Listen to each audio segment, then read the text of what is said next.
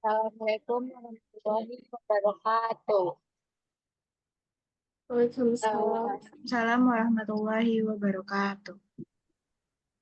Kami dari kelompok 7 sesi 1 6 akan mempresentasikan konsep, proses, dan peranan dalam administrasi sarana dan prasarana pendidikan. Sebelum kita memulai atau menjelaskan materinya, saya akan memperkenalkan anggota tim saya. Persilahkan pada anggota tim saya untuk memperkenalkan diri.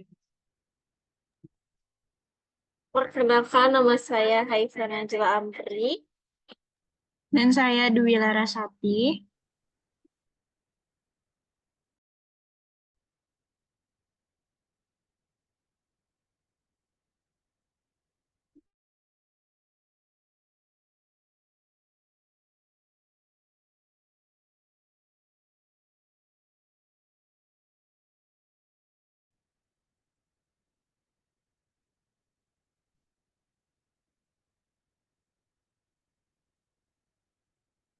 Next slide, Laura.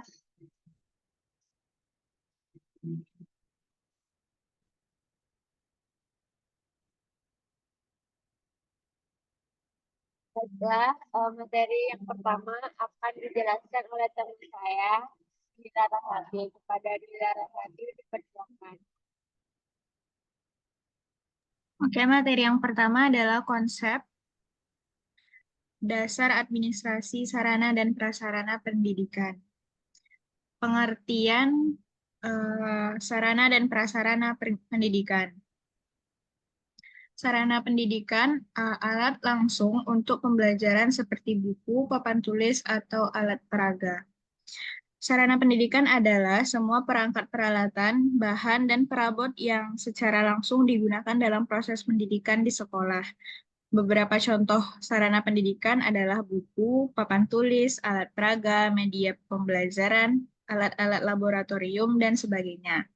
Selanjutnya adalah prasarana pendidikan.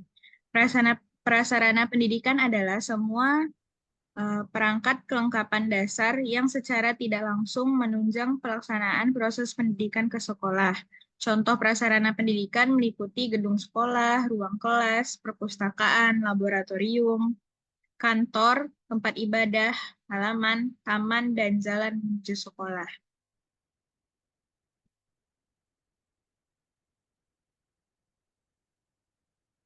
Selanjutnya adalah administrasi sarana dan prasarana, yaitu pengelolaan untuk efektivitas pendidikan. Tujuan administrasi yaitu untuk pemakaian sarana dan prasarana secara tepat dan efisien.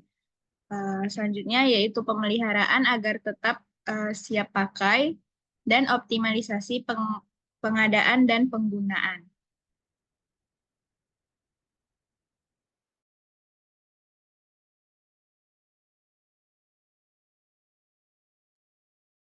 Nah, materi selanjutnya adalah proses perencanaan sarana dan prasarana pendidikan. Yang pertama adalah perencanaan atau analisis kebutuhan dan anggaran. Perencanaan adalah langkah awal dalam proses administrasi sarana dan prasarana pendidikan. Perencanaan dilakukan untuk menentukan kebutuhan sarana dan prasarana yang diperlukan oleh sekolah. Dalam tahap ini, guru bersama dengan kepala sekolah dan staf administrasi melakukan analisis kebutuhan, analisis anggaran, dan seleksi alat yang akan dibeli. Selanjutnya adalah pengadaan. Pengadaan sarana dan prasarana pendidikan. Pengadaan adalah proses mendapatkan atau menyediakan sarana dan prasarana yang dibutuhkan sesuai dengan rencana yang ditetapkan.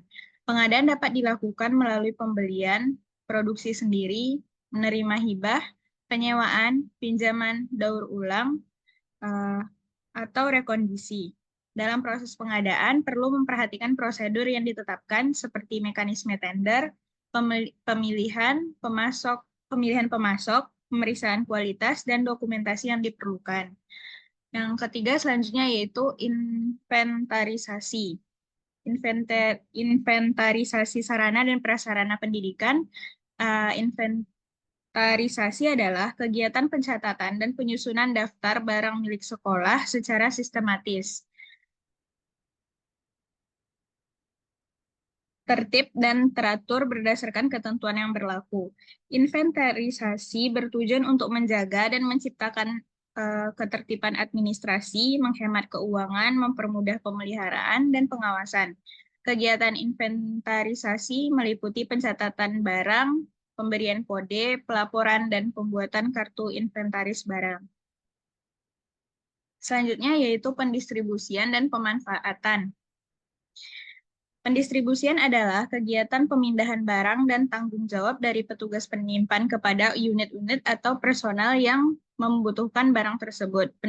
Pendistribusian harus memperhatikan prinsip ketetapan penyaluran dan ketetapan kondisi barang yang disalurkan.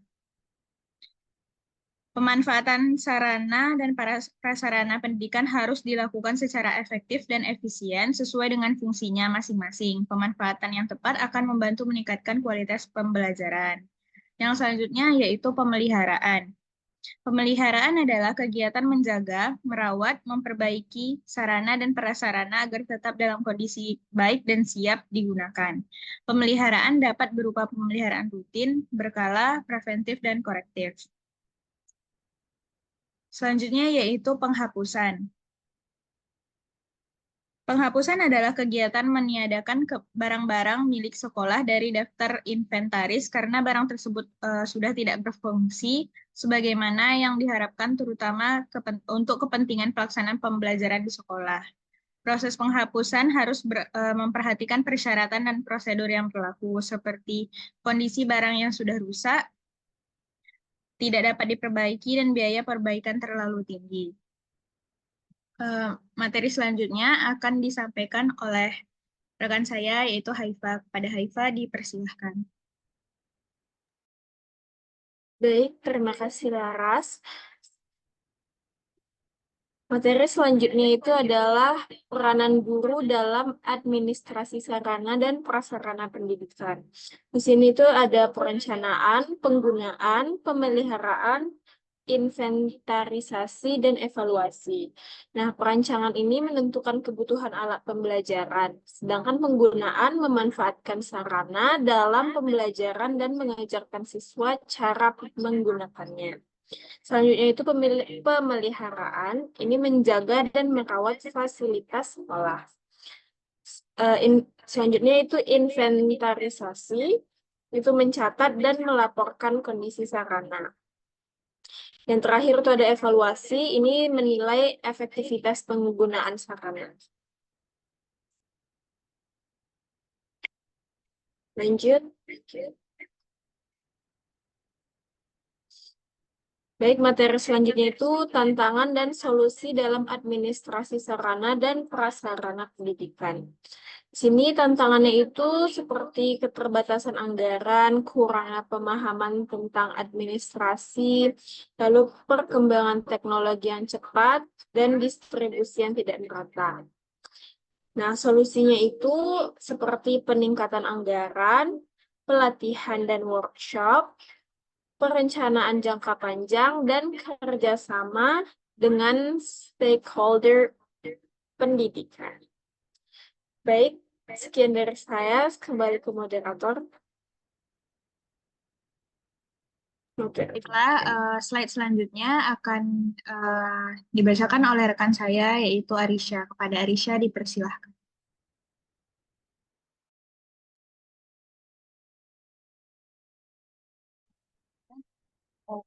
Kesimpulan dapat kita peroleh dari podcast yaitu administrasi sarana dan prasarana pendidikan adalah bagian penting dalam mendukung proses belajar mengajar di sekolah. Pengelolaan yang baik mencakup perencanaan, pengadaan, inventarisasi, pendistribusian, pemanfaatan, penyiaran, hingga penghapusan.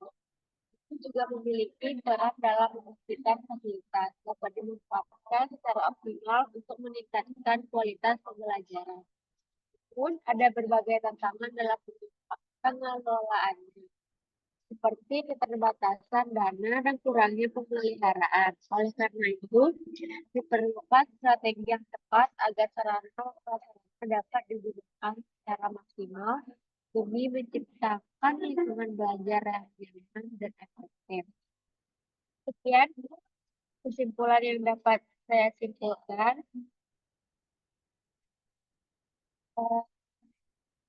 Sekian dari hasil presentasi kami. Mohon maaf apabila ada kesalahan. Kami akhiri dengan wabillahi taufiq wal hidayah. Assalamualaikum warahmatullahi wabarakatuh.